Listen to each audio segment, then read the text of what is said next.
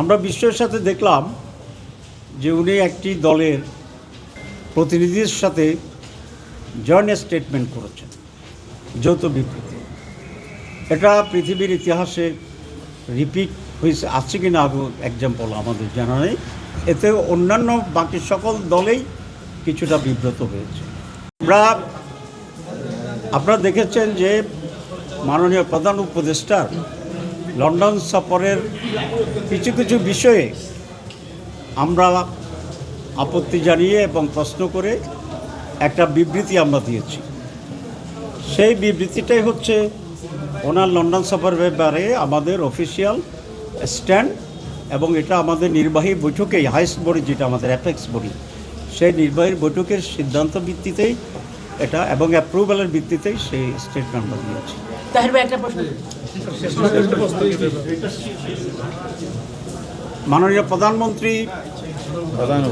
মাননীয় প্রধান উপদেষ্টা লন্ডনে গিয়েছেন অ্যাওয়ার্ড আনার জন্যে, টাকা ফেরত আনার জন্যে,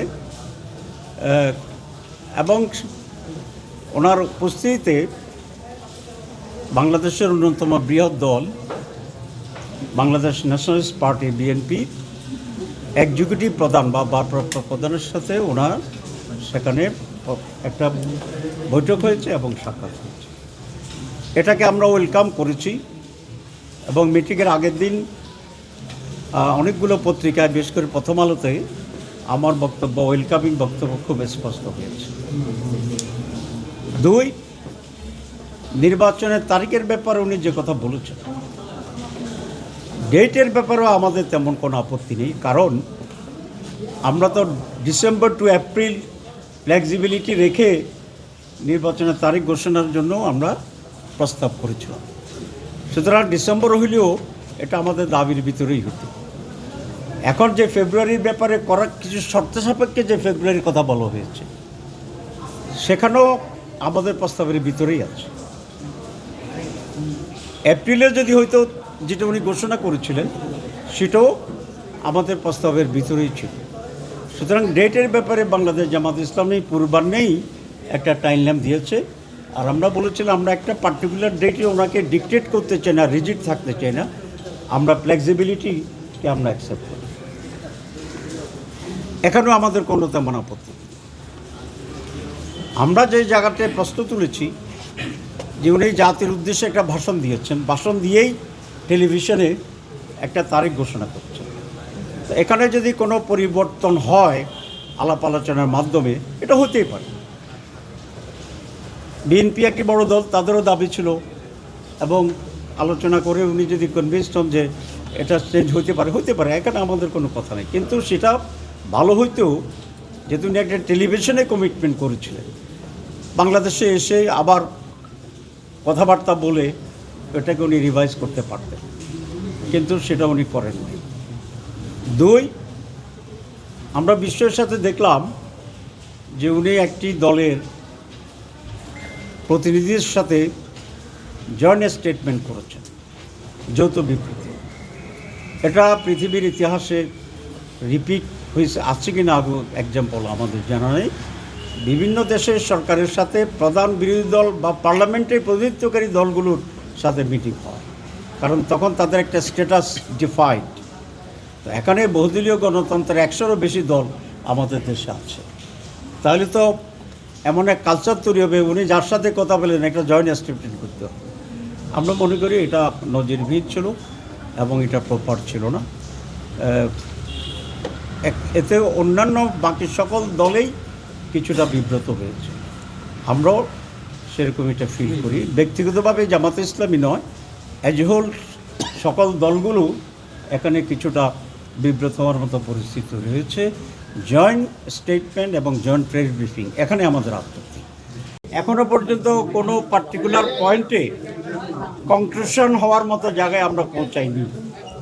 সর্বশেষ যে আলোচনা হচ্ছিল সেটা হচ্ছিল এনসিসির ব্যাপারে, ন্যাশনাল কনস্টিটিউশন কাউন্সিলের ব্যাপারে। এটা কিছুটা অসমাপ্ত আছে, আমাদের বক্তব্য এখনও সেখানে হয়নি, কিন্তু আমরা নীতিগতভাবে যেটা আগে লিখিত দিয়েছি এখনও বলছি, আমরা এনসিসির পক্ষে এরকম একটি সাংবিধানিক ব্যালেন্স কমিটি থাকা উচিত, প্রতিষ্ঠান থাকা উচিত, যারা সাংবিধানিক এবং বিধিবদ্ধ যে সমস্ত সংস্থা আছে সেগুলার নিয়োগ এবং নিয়ন্ত্রণের ব্যাপারে ভূমিকা পালন করতে হবে।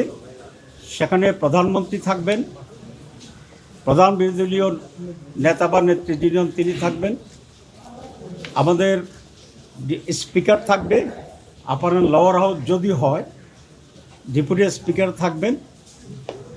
এভাবে একটা স্ট্রাকচারের ব্যাপারে আমরা একমত হয়েছি। অরিজিনালি প্রস্তাব ছিল ওনাদের, সেখানে প্রেসিডেন্ট এবং প্রধানমন্ত্রী থাকবে, চিফ জাস্টিস থাকবে, প্রেসিডেন্ট অ্যান্ড চিফ জাস্টিস থাকবে। এই দুইজনের ব্যাপারে আমরা আপত্তি করেছি এই জন্যে যে একজন হচ্ছে দেশের অভিভাবক হিসেবে প্রেসিডেন্ট ভূমিকা পালন করবে, আরেকজন জুডিশিয়াল চিফ যিনি দেশের আইন এবং বিচার বিভাগের জন্য, জাস্টিসের জন্য প্রধান। সো ওনাদের এই কমিটিতে আনলেই এখানে যদি কোনো রকম বিরোধ তৈরি হয় তাহলে এটা মীমাংসা করার আর কোনো বডি থাকে না। তো সে কারণে আমরা বলেছি প্রেসিডেন্ট এবং প্রধান বিচারপতি বাদ রেখে এটাকে কনস্টিটিউট করা। অনেকেই কিছু এদিক ওদিক বলেছেন, কিন্তু অলমোস্ট একটি দল ছাড়া বাকি সকলেই এনসিসি গঠনের ব্যাপারে নীতিগতভাবে আমরা একমত হয়েছি। তিন বাহিনী প্রধান না, আমরা ওইগুলো আমরা মনে করি যে আবার আলোচনা হবে, কন্টেন্টস কী হবে, কারা কারা থাকবে সেক্ষেত্রে পরে বিস্তৃত আলোচনা হবে। তবে বাংলাদেশ জার্নালিস্ট মনে করে আমাদের তিন বাহিনী প্রধান এই জায়গার বাইরে থাকা ভালো নিয়োগের ক্ষেত্রে। তাদের যে ফর্মাল যে নিয়োগের প্রক্রিয়া আছে সেটাই থাকলে আগের মতোই, সেটাকে আমরা সমর্থন করি।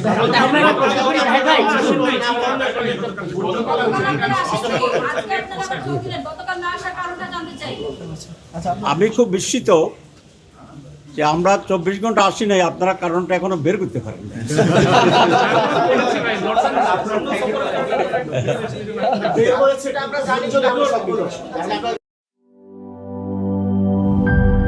নাটা জেলি আর পানীয়র এক অসম কম্বিনেশন ড্রিঙ্কো। চিল থাকতে চান, ড্রিঙ্কো চাবান।